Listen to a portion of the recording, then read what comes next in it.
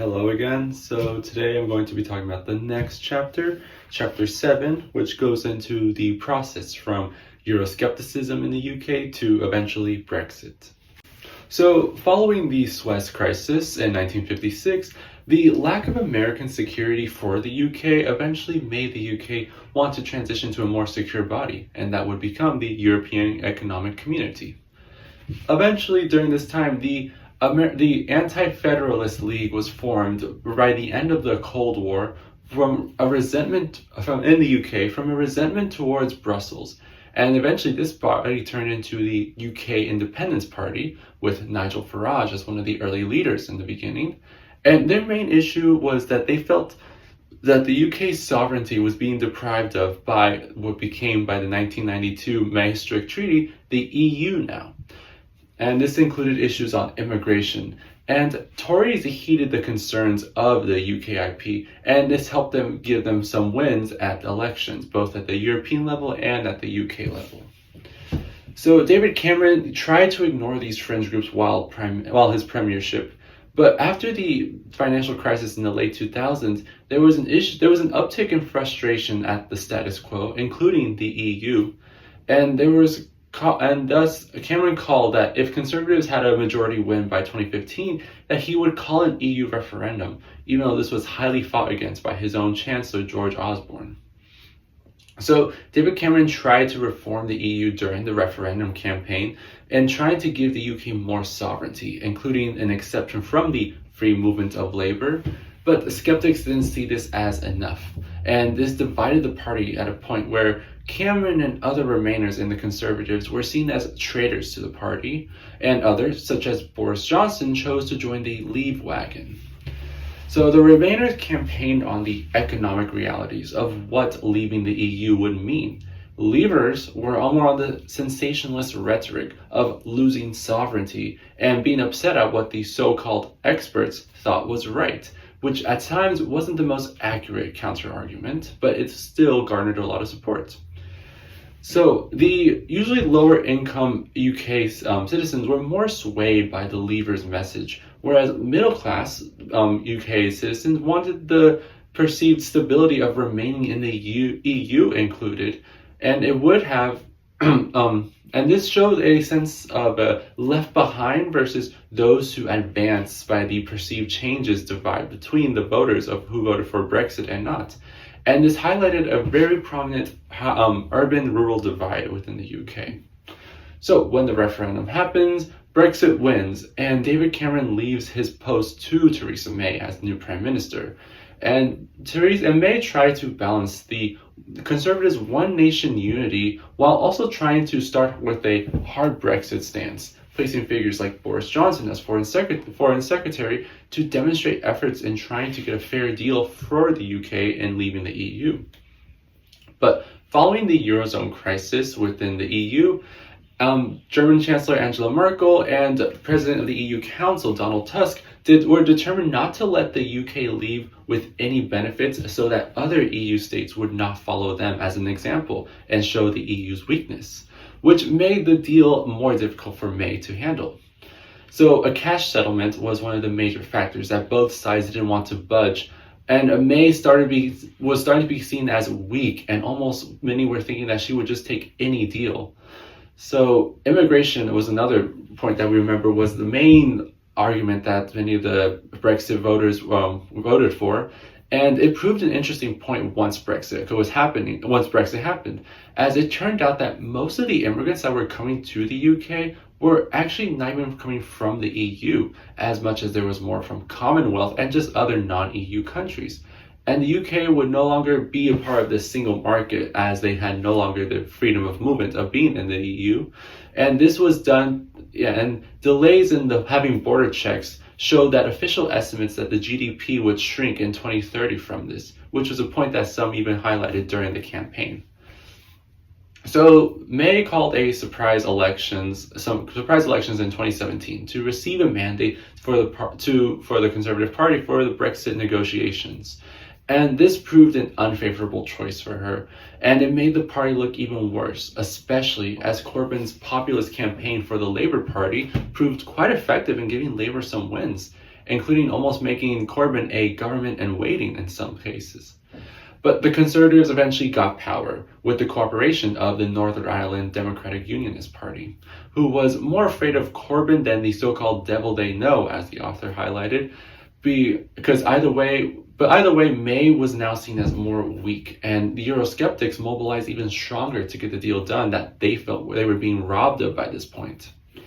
So following May's soft Brexit conversion, after realizing that the deals were not going to be as firm as she initially wanted them to be, cabinet members of May resigned out of irritation with the process, including Boris Johnson, and by 2019, Theresa May resigns as Prime Minister, with Boris Johnson taking her place.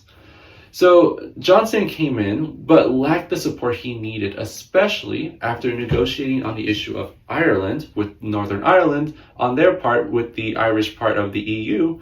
And by essentially what Johnson did was creating a border between the Sea of the Irish Sea between Northern Ireland and the rest of the United Kingdom, which lost the support of the Democratic Unionist Party from Northern Ireland.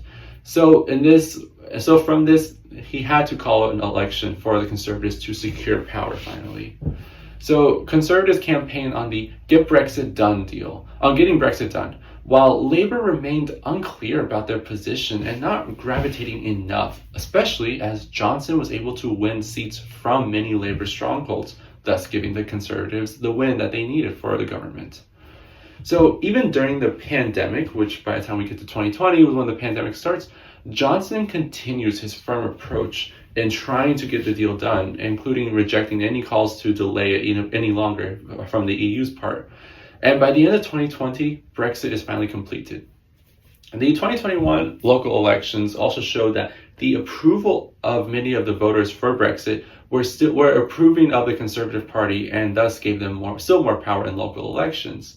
So the UK during this entire time of Brexit also witnessed an intensely politicized era, as there was Leavers and many Remainers who would stop listening to each other to a certain point. They would stay in their social media bubbles, and some wanted the deal to hurry up, but others wanted to just undo the results entirely. So this was an incredibly polarizing time. Many polled during this time also defined themselves not necessarily by their political parties, but by the vote that they made for Brexit.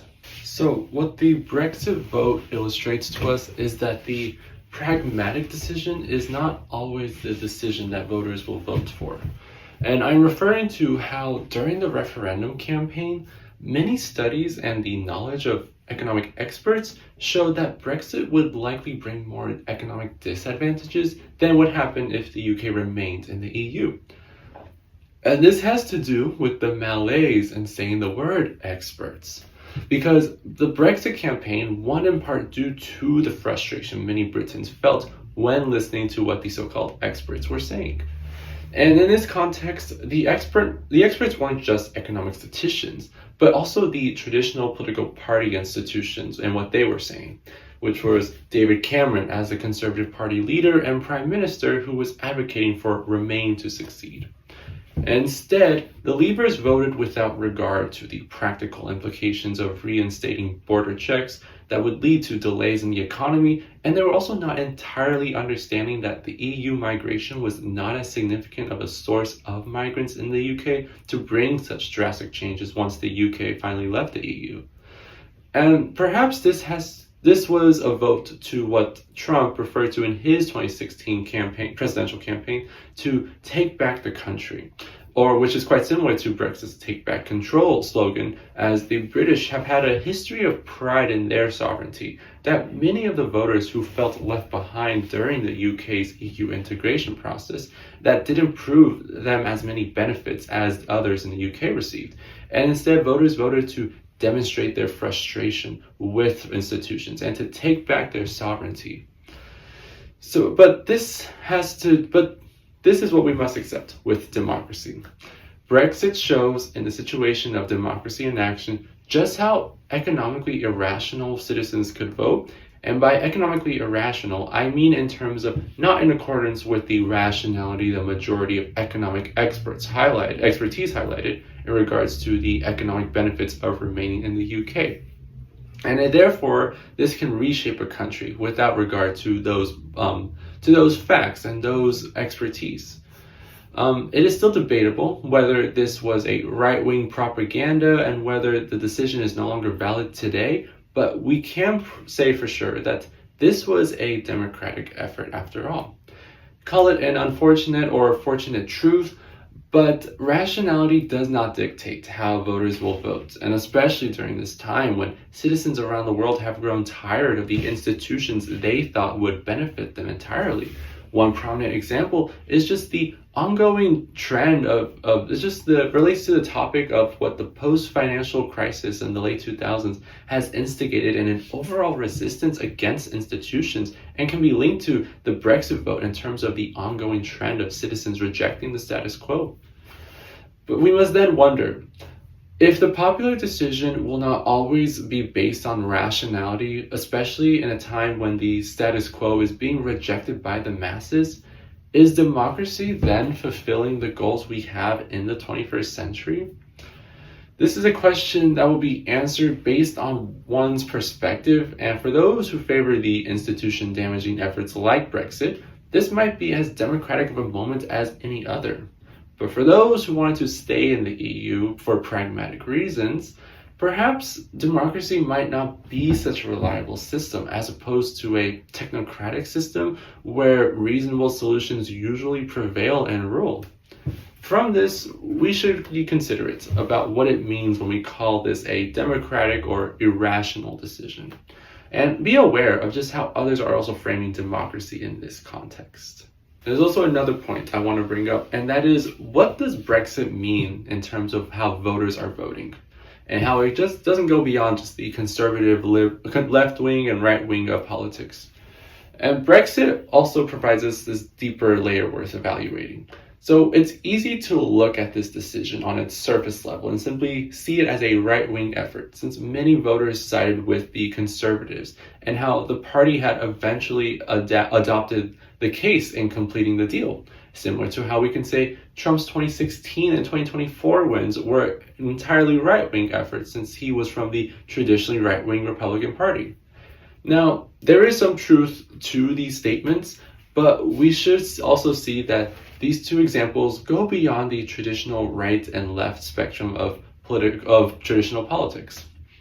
And instead, we need to see this in terms of an institutionalist versus an anti-institutionalist reorientation of our politics.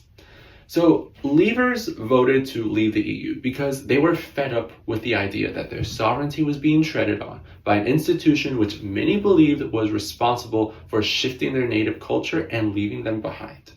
The Conservative Party under Cameron obviously didn't believe this when the referendum campaign was underway, as Brexit was never from the start an entirely right-wing project, even though it had support amongst the right usually.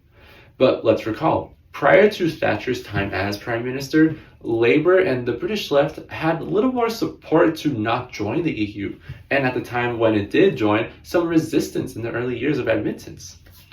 So, in our globalizing world, where we are becoming more connected than ever via culture and technology, as well as being in the midst of political moments that have created popular resentment against the New World Order, especially since the end of the Cold War, and we can see this in something like the Occupy Wall Street and Tea parties that spurred up in the United States following the Great Recession, or even the anti-vax movement that occurred during the COVID-19 pandemic and is still prevalent today. So citizens of many democratic countries have shown frustration with the systems that they once believed would protect them, but for many have felt underserved or even neglected by them. This is why many have voted for a new type of change, unlike the traditional politics of change politicians championed for before that were within institutions, i.e. Margaret Thatcher with the neoliberal economic order by 1979, which is now the politics of going against the status quo and institutions. The EU was one such institution for many leavers, and by voting against remaining in the EU, leavers demonstrated that the traditional politics of left and right were of little concern to a more significant political sentiment of loss and feeling left behind.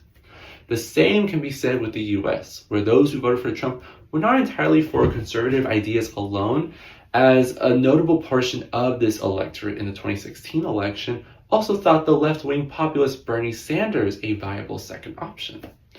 Instead, many voters for Trump had been craving an anti-institutionalist message and action to disrupt the status quo of the Washington elites and to do what Trump quoted as draining the swamp.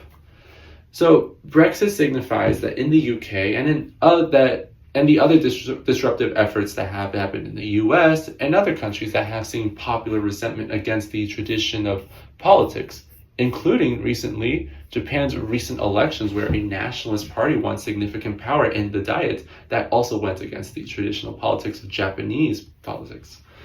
And it is that voters are hungry to tear down the system, it seems.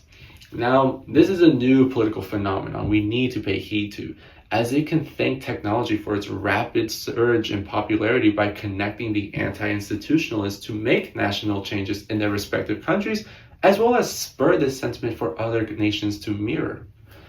As for why the anti-institutionalist sentiment seems to be making major wins from the right wing of politics and not so much from the left is also worth pointing out. And it's hard to explain exactly why this phenomenon is seeing major wins from the right wing of politics and not so much from the left. So it might, I'm sorry. Okay. So it's hard to explain, why this phenomenon is seeing success in the predominantly right wings of politics within the US and the UK, especially, but it might have to do with the fact that many older people have historically voted in higher numbers than younger people. Many older people also tend to vote more conservatively and right-wing than younger people. Thus, these anti-institutionalist policies are most likely able to garner the support of such a massive and active electorate of both the elderly who do vote more and also those who are craving that institutional change. And thus is why we see right-wing anti-institutionalist politics succeed at a more notable rate than the left-wing ones. But we should also point out that this is only what we have seen today. The youth seem to be increasing in their voting numbers, especially in recent years, with voting comparatively more left-wing than do the elderly. Plus, Bernie Sanders' close second to Hillary Clinton in the 2016 Democratic race and Jeremy Corbyn's government-in-waiting status during the late 2010s shows that further left anti-institutionalist politics have been incredibly close to success and has the potential to cross the finish line on their own version of anti-institutionalism. After all, the speculation that figures like Alexandria Ocasio-Cortez have in a potential presidential run, or even New York City's Democratic mayoral race that recently elected a Democratic Socialist candidate for New York City, which tends to vote Democratic, is showing that the anti-institutionalist fervor is still strong on the left. And I doubt that the politics of right and left will become obsolete from this, as it is a system that usually adapts to change. But the former liberal democratic order that has been commonly shared in many democratic countries, which was the left usually in support of state intervention and equality, while the right is by and large in support of little state intervention and an open market, that's the concept seems to be readjusting to find where it must reposition itself in an era of revolt against institutional traditions that have proven themselves victims to the democratic process. So it looks to me like we are in the midst of a political transitional period where the institutionalist versus anti-institutionalist debate has a principal role in where our politics is heading. So even by 2030, I can't wait to see how different our political trajectory will be compared to how it already is today, in part because technology and anti-institutionalism are only becoming more politically influential as I'm recording this video. Thank you for watching this video, and I will see you in the next one.